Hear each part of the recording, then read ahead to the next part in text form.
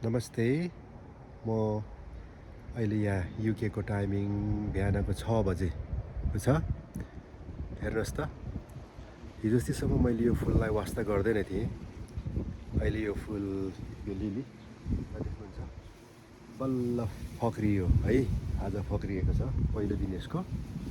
र यसबाट के बुझ्न सकिन्छ भने हिजो अस्तिसम्म मैले यसलाई वास्तै गर्दिनँ थिएँ, किनभने यहाँ अरू फ्लावरहरू, थुप्रै फ्लावरहरू फुलिरहेको थियो। जुन जुन फुल्छ मैले तिनीहरूलाई बढी ध्यान दिएको थिएँ। तर आज यसलाई फेरि मेरो ध्यान यसमा गयो, किनभने हामी त्यस्तै हुन्छौँ, जहाँ चाहिँ अलिकति बलेको हुन्छ, फुलेको हुन्छ, त्यसलाई मात्रै हामी ध्यान दिन्छौँ नि, अघि। तर यसले उसको धैर्यता कहिले पनि छोडेन नि।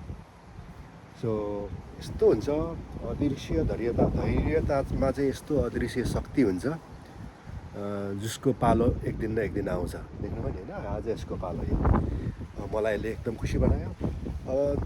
हिजो अस्तिसम्म यो चुमचुम चुमचुम चुमचुम गर्दै थियो यो, होइन।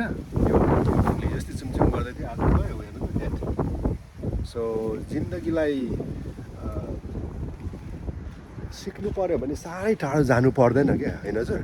यहाँ हेर्नुहोस् त, यो अहिले अब यसको आधी हुँदैछ। यसको पनि हिजो अस्तिसम्म चुमचुम गर्दै थियो, ठिकै छ यो। अहिले यो फुलको पनि अहिलेसम्म यसको भैँस छ। अब आशा छ हाम्रो यो लिलीको चाहिँ अब निकै जान्छ होला, निकै लामै जान्छ होला। सो जिन्दगीमा केही परिहाल्यो भने, दुःख परिहाल्यो भने साह्रै धेरै निराशा भइहाल्नुपर्छ भन्ने छैन। धैर्यता गरौँ सबैले, एक दिन न एक दिन पालो सबैको आउँछ नि, होइन।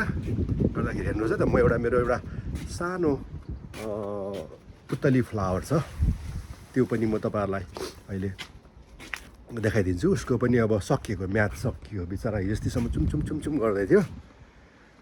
अनि मैले उसलाई एकदमै धेरै माया गर्थेँ।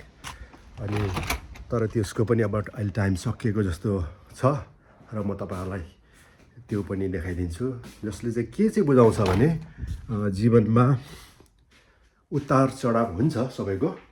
ला गएछ, यहाँ थियो,